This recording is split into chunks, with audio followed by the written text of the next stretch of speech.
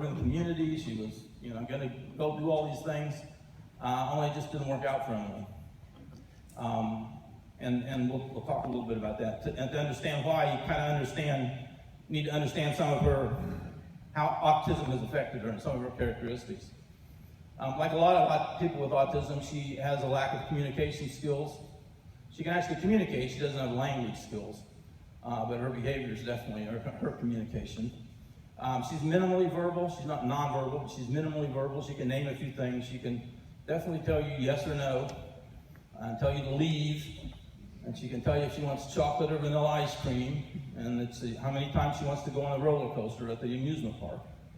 But beyond that, she doesn't have much useful communication. Socialization issues is always a problem with autism, a lot of people with autism anyway. Emily's moderate to severe, intellectually disabled as well. But Emily's biggest problem was sensory, particularly auditory. And you heard some of that with the sensory scorecard yesterday with Valerie. A lot of her issues, a lot of things on that scorecard, I would definitely relate to Emily's issues. But she can't handle whistles. So we take her to basketball games or soccer games, and her brothers were athletes, and she would have violent reactions and meltdowns. We tried to take her to the community swimming pool because she loved to swim, but she fought us and fought us. We finally figured out it's because the lifeguards are sitting there twirling the whistles around their fingers, not even blowing them, but she's just anticipating that's going to happen. PA systems really bothered her. So in school, she was in a multi-handicap class in her public school, but she would sit there worried all day about something was going to come out of that PA system and really upset her. She had an obsession with ceiling fans. Ceiling fans always had to be on. You couldn't go any place the ceiling fan wasn't on. You try to get her in Wendy's or someplace like that in the winter and the ceiling fans were off. It was a meltdown. One of the most pervasive issues with her auditorily was people coughing and clearing your throat. Let me tell you, you have no idea how many times you do that in a day. Every one of you. Until you have a daughter around, and every time you do it, she'll bite your arm or pull your hair or scratch you. And we didn't understand any of that back then. She was born in 1980. There were no books, there were no conferences. But once Temple Grandin started writing books and we started understanding what some of these auditory issues are about, we started to understand what some of Emily's issues were and why she wouldn't do things. But it created a lot of issues as far as trying to get her into the community, trying to get her engaged in doing things and going places. So we bought a house for her in the community, looking for a day program. We worked with the county, and they had a really nice county workshop very near her house, so we thought, well, that would be great. We go in there, it's a room about this size, 100 people with a concrete floor, metal tables. Everybody's laughing, coughing. There's all kinds of noises, background noises. She can't filter out background noises. She doesn't want the sound on the TV. She won't listen to a CD that was recorded live because there's always whistles back there. Just next CD or iTunes now, you go listen to it was recorded live, just note how many whistles there are. But anyway, so she quickly bolted from this workshop. By the first day, she was out the door. Second day was a real struggle to get her in. Third day, she's attacking her staff in the van before they ever got to the workshop, basically telling them, I don't want to be here, I can't stand this. So we said, okay, we'll try a community program. And we went we're going to have her go to the shopping mall and go to the park and swing and go get ice cream, do the things she likes to do. But because of her auditory issues, because of her anxiety, always worrying about what's going to happen when she goes someplace, you can use social stories all you want, but it was very traumatic for her. And that didn't work very well. And so we tried some private day habs that were much smaller than the county workshops. Some of them wouldn't handle her because she wasn't fully toilet trained. Some of them wouldn't take her because she had behaviors, and they couldn't handle behaviors. Some of them, the auditory environment there didn't work for her either. So basically, we had nothing. And so she basically started spending her time in the basement of her house, which was finished, but it was underground, it was quiet, watching videos all day. And when I say watching videos, she watched the same 5 minutes of one tape for 2 years. I'm not exaggerating. And that was her life. She had 40 staff in the first 18 months. in the community, none of whom could even spell autism. So we spent all of our time training staff, and you know what turnover of staff's like with somebody with autism. So there were a lot of incidents that didn't need to happen because they didn't understand Emily. And it was really difficult. She got hauled off to the psych ward at the hospital in Cincinnati twice, came out with multiple antipsychotics and antidepressants, and some of them actually did help her. But we were just living a nightmare. The CMS dream turned into a nightmare. So the second time she came out of the hospital, my wife and I said, we got to do something different. And we were familiar with the farmstead model. Started in England, but the first one, and you're going to get a flash drive so you can actually read these things, which you probably can't read them up there, but the first one in the United States happened to be Bittersweet Farms, which is in Toledo. We're in the Cincinnati area, so it was just 3 hours away from us. And so we started looking into that. They'd written a book about Bittersweet in the mid-90s. We read that book. So I think Emily would really like this kind of an environment. So we started doing a lot of research. Farms, people are like, why in the world would you want to be on a farm? Well, for people like Emily, there's a lot of advantages. It's a quiet atmosphere. She doesn't have to be locked in her house. She can roam the property. We have 60 acres. There's animals. She loves animals. That's very therapeutic for her. You can't do that generally in the middle of town, except for a dog maybe. She had transition issues, but you don't have that when the day program and the residential are on the same campus. Becomes familiar. So we didn't have those problems. And it gave us an opportunity to have some social activities which she couldn't access in the community. So there were some advantages.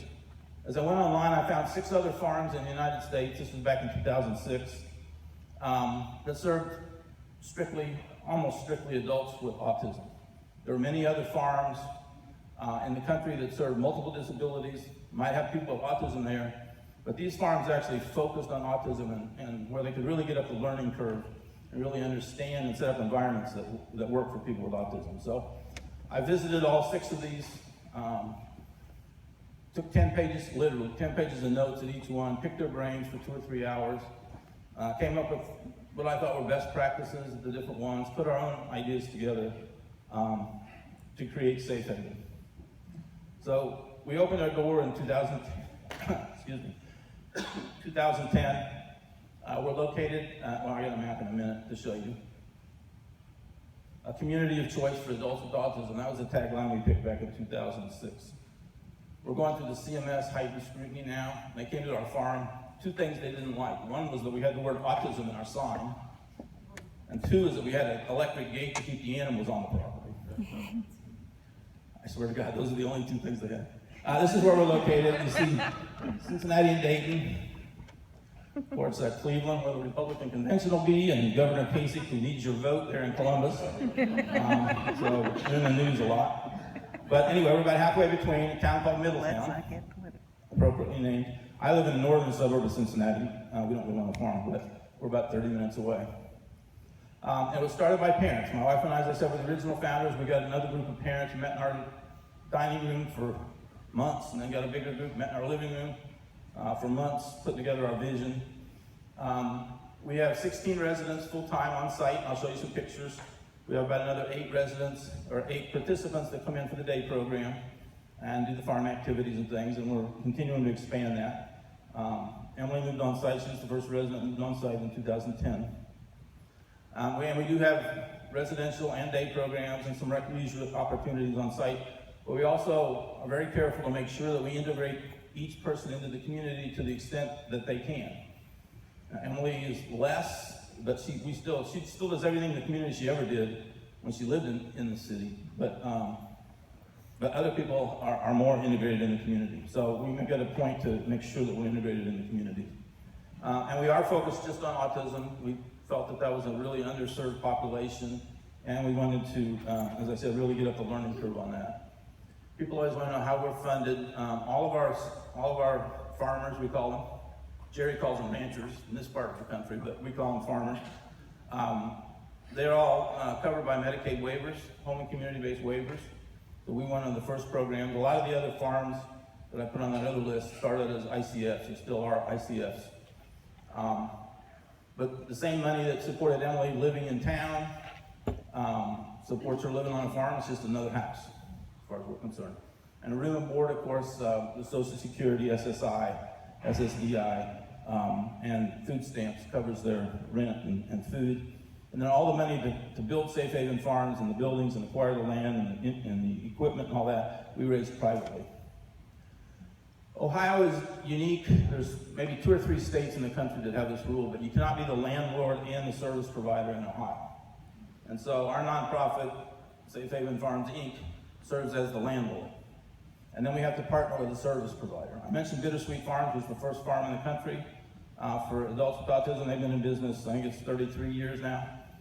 We convinced them to start an office down in our area. It's under the umbrella of their home office up at Toledo, but they call it Bittersweet Middletown. And then they provide all the daily services. They bill Medicaid, they work with the families to develop ISPs, they work with the county on all the regulations. Safe Haven, we're all volunteer. Our nonprofit, so we own the land, we own the buildings, we own the equipment, we charge rent to the residents to live there, we charge rent to Bittersweet to use our office, their office building, some of the other buildings on the property. So that's our income plus donations. So this is what the property looked like when we bought it. You see that white rectangle is 60 acres, about half of it, in the right half there you can see is woods, pretty dense woods. We built trails back there and horse trails, and we have a field back in the back right corner as you're looking at the screen. But most of what we developed was right in the middle. You'll see all of it was an old farmhouse and a large barn. This was a 30-horse farm. There's a lot of pastures and things like that. The next picture I'm going to show you is looking from left to right. You see that big pond and a little pond there. You'll see that in the next picture. But this is what Safe Haven looks like today. So you can see where it says administrative office there. That was the old farmhouse. So Bittersweet has their offices in there, manager's offices. And then the barn. You can see the 4 homes at the top, just before you get into the trees.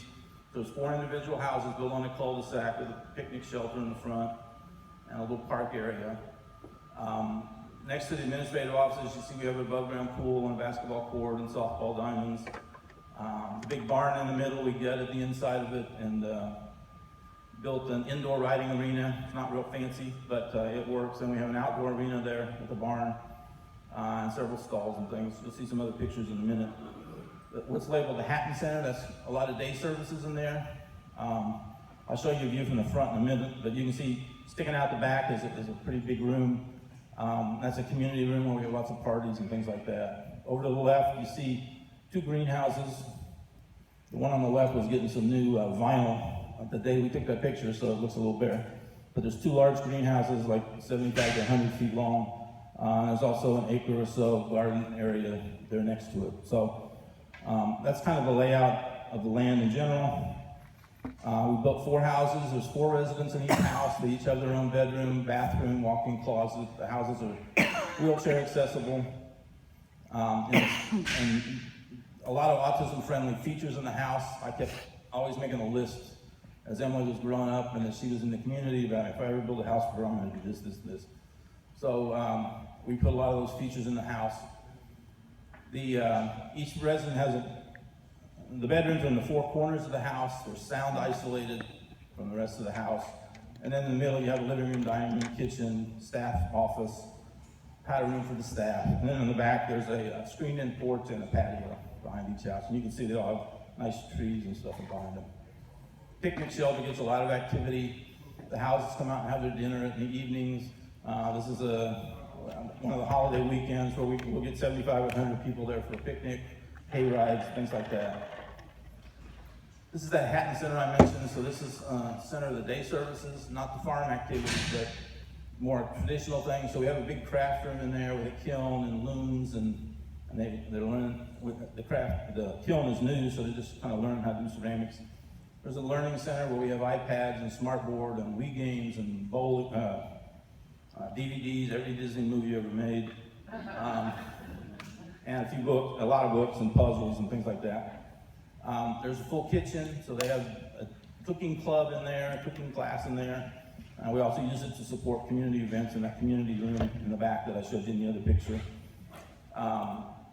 The community room, we have monthly dances, we have holiday dinners in there, we have parent meetings in there, we have holiday parties, things like that, birthday parties, whatever.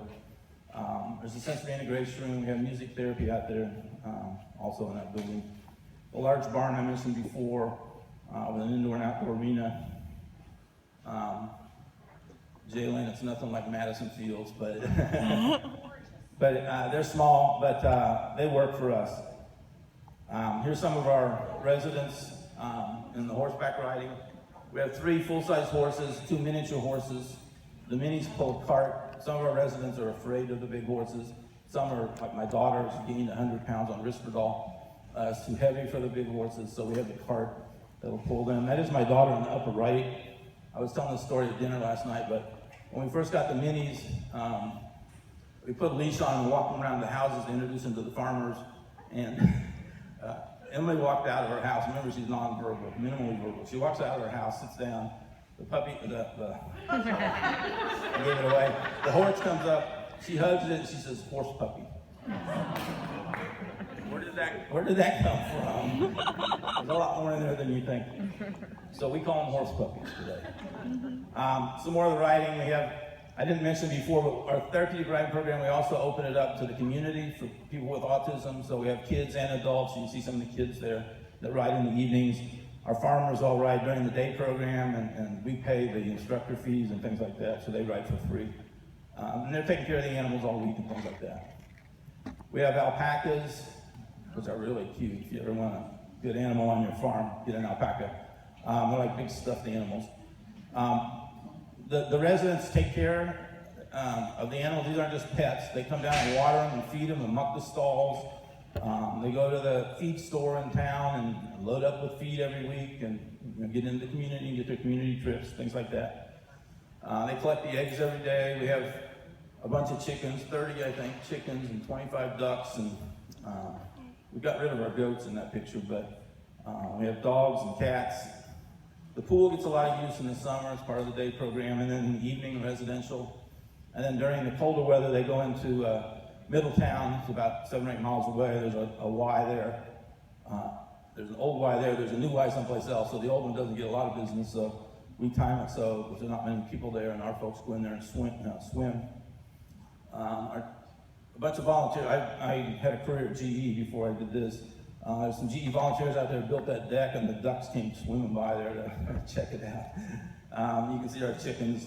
That's our Great Pyrenees there on the left, that white dog, and he was getting.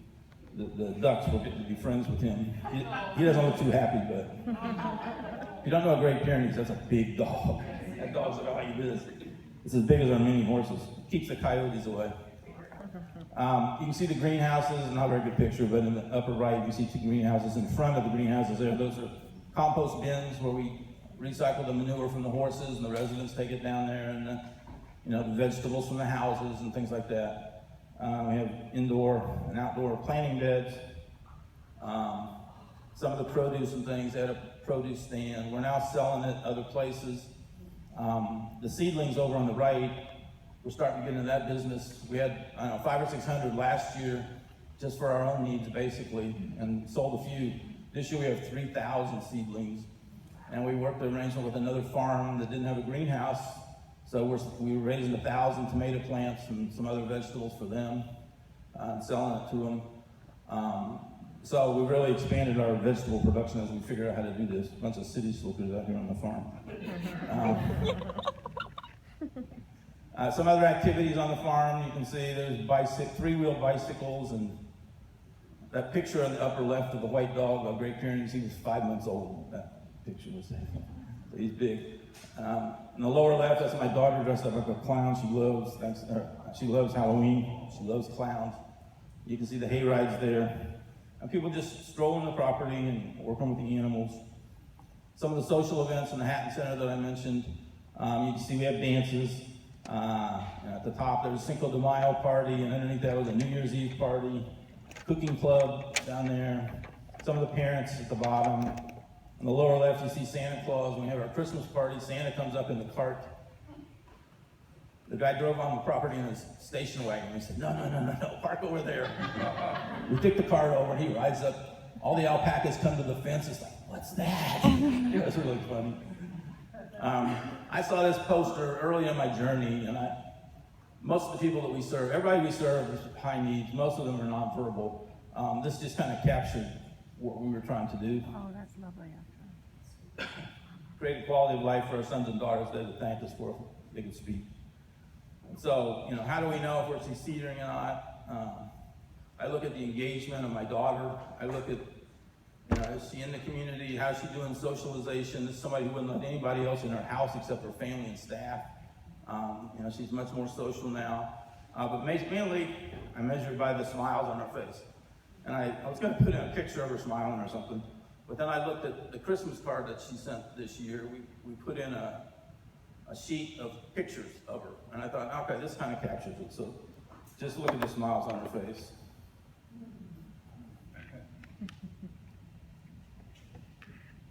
She has her own pumpkin patch, birthday parties, dances. She loves to dance.